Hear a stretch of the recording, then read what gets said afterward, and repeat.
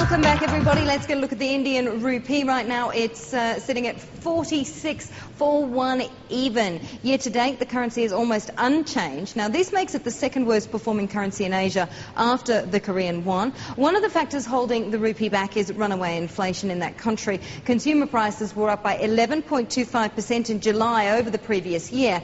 Now, while that number was slightly better than the nearly 14% rise in June, it does, of course, continue to be a major headache for the country's central bank. Well, let's talk about this now with Johanna Chua. She's the chief economist, Asia Pacific at Citi, joining us now from our studios in Hong Kong. Johanna, as we've just been talking about, the second worst performing currency across the Asian region after the won is the rupee. Inflation really is a significant problem in that country. So I guess the question here is, how's the rupee and how are traders going to be handling this inflation issue going forward? Well, you know, at the moment, growth in India has actually been fairly resilient. I mean, we just got the recent GDP number coming out that was about 8.8%. And unfortunately, the strong growth is manifesting itself in strong import growth, and therefore the current account and the trade deficit has widened. But, you know, we believe that given the growth prospects and the resiliency of some of the capital flows, we continue to expect that, you know, rupee will continue its appreciation trend. We're actually forecasting rupee to about 44.8 in about 12 months. And, you know, at the moment, you know, with the interest rate differential widening with the U.S. And as you mentioned, given the concerns about inflation, RBI will probably still hike interest rates continually in the next couple of quarters, that interest rate differential will just continue to be magnified. And that should help support some capital flows as well that should be supportive for the rupee.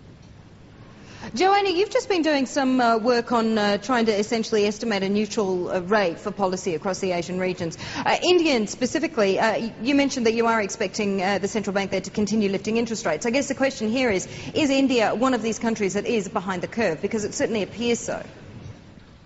Well, you know, we did just do a study using these augmented Taylor rules. And what we find is that India was, you know, I mean, again, this is not a perfect analysis of what the neutral rate is. But based on our model, there seems to be signs that India was maybe a little bit behind the curve earlier this year. But having said that, RBI has definitely made up for lost time. It has been hiking interest rates. So at the moment, we see it's, you know, starting to be not as accommodative as it used to be.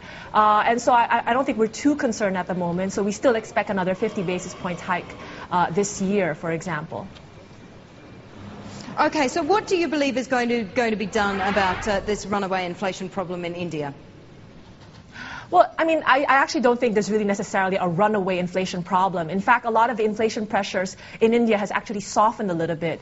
And actually all across Asia, most of the inflation momentum has actually somewhat tapered off. So, you know, given the global backdrop, concerns about growth globally, where commodity prices globally are kind of trading in a range, at this point, I don't think it's a huge concern. And definitely, we are seeing continued policy tightening in the next, you know, which will continue to address some of these concerns about inflation expectations.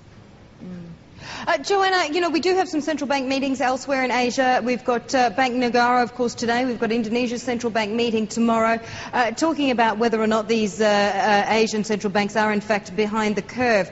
How does Malaysia and Indonesia show up?